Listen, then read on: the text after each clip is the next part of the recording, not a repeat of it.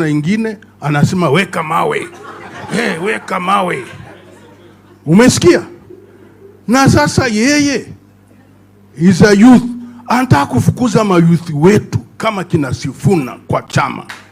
Kina Babu Owino, kina Kibagendi, unataka kufukuza mayouth. Na wewe unasema ni youth. Mambo gani hii? Hatutoki. Asante. Mheshimiwa Ndolo, sisi hatuna shida na mtu yote kwa chama.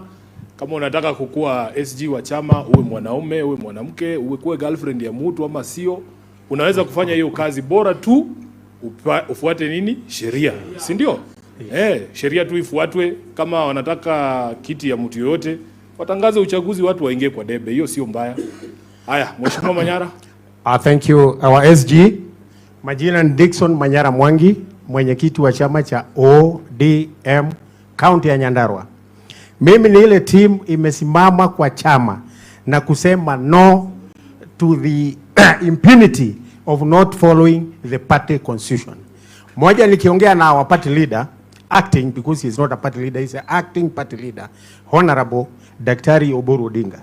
Jana alisema ati huyo jamaa ambaye referring to our SG, ati is no longer our SG, and they already have a court order. This means he has taken a team kujiingiza kwa wale watu ambao a group of impunity group that does everything to confuse Kenyans and kill this republic. We are ready as chairs. Makatakata. Yeah, it's on. We are ready as chairs, very many of us, even if they are not here. SG is witness to that. We have stood firm and said Sifuna is going nowhere. The other team is going nowhere, but leader ground will not sell our party. We have our famous working constitution, Governor James Orengo. He has been there. He is our elder.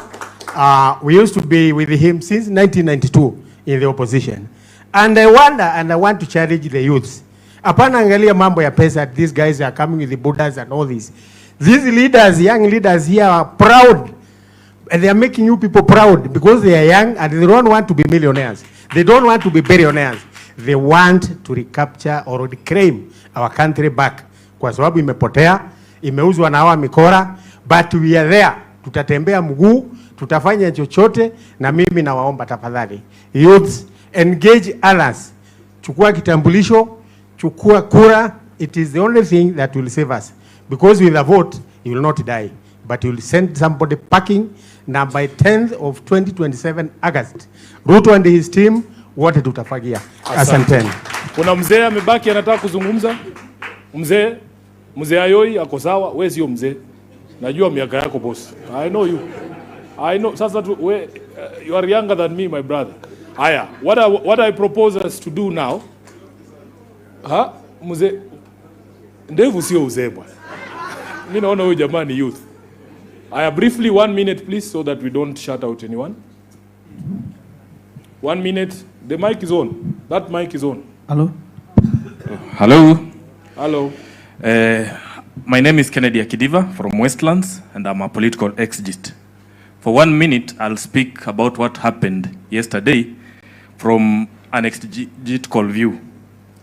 When we saw everything that happened, it reminded me of what is written in the book of Daniel chapter 11 verse 32, which says, "The king will use deceit to win followers from those who are unfaithful to their God, but those who remain faithful will do everything possible to oppose him." So when I see this team here, I want to say thank you, because you are doing everything to oppose that deceitful man. I've never seen a deceitful leader like William Samoei Ruto. And for us, we are going to tell him, let him continue with his deceitfulness. But we have people who know their God.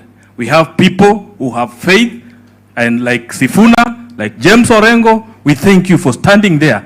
We will follow you because we want to be on the right side of history. Let him use his money, but we are going to use our faith and our strength to show people the right direction. And therefore, I'm very, very grateful.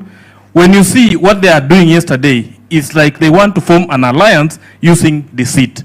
And I want to tell them, before they go and form that alliance, they go and read Isaiah chapter 30 verse 1, which says, who to the obstinate children declares the Lord, who carry out plans that are not mine, forming an alliance but not by my spirit, heaping sin upon sin. Can anybody who believes in God go and form an alliance with William Ruto, really? Somebody who says and declares that our children be shot. A king is supposed to preserve his people. William Ruto is not there to preserve us. He's using our police to go and guard other people. Thank you. Thank you, Bishop. Makofi kwake. So a copy of this report is going to be provided to you and to the media. We will also make it available online. In a manner of closing and summary, we have outlined every single issue here, point by point, to point out the shortcomings of the implementation committee and the government of William Ruto. From the implementation of the NADCO report, we have talked to you about all the issues to do with the audit of the elections, the current IEBC and all the challenges there. The question of inclusivity in government as well is properly addressed there.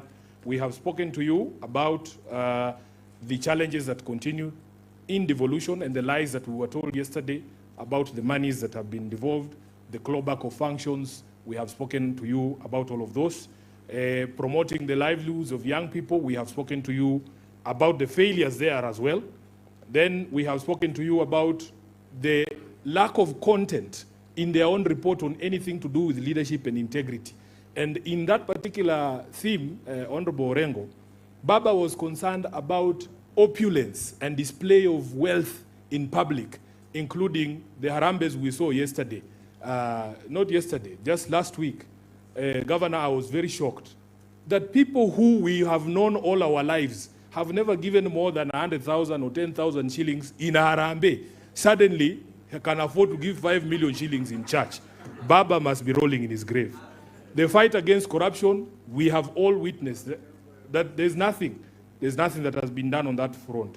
On the right to peaceful assembly, the less we say about it, the better, because we ourselves have been victims. If you count the number of political rallies and gatherings that have been attacked and broken up violently since the signing of the MOU, they are actually, it's embarrassing that William Ruto has paid no attention to this particular issue. It has gotten so bad that he can throw tear gas to a church, forgetting that he rode to power on the back of the church.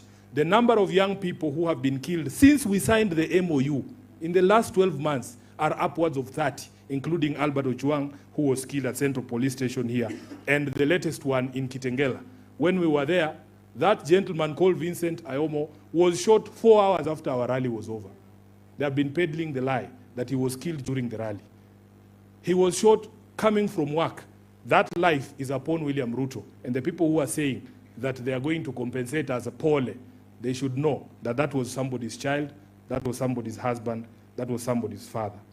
Then on agenda number 7, on the national debt, the Kenyan government can still not tell us as of today how much money we owe, who we owe that money to, and what that money went for. That is what Baba wanted us to achieve here, an audit of our debt. That is not something you can tell us that will happen in perpetuity. We had a deadline of 7th of March.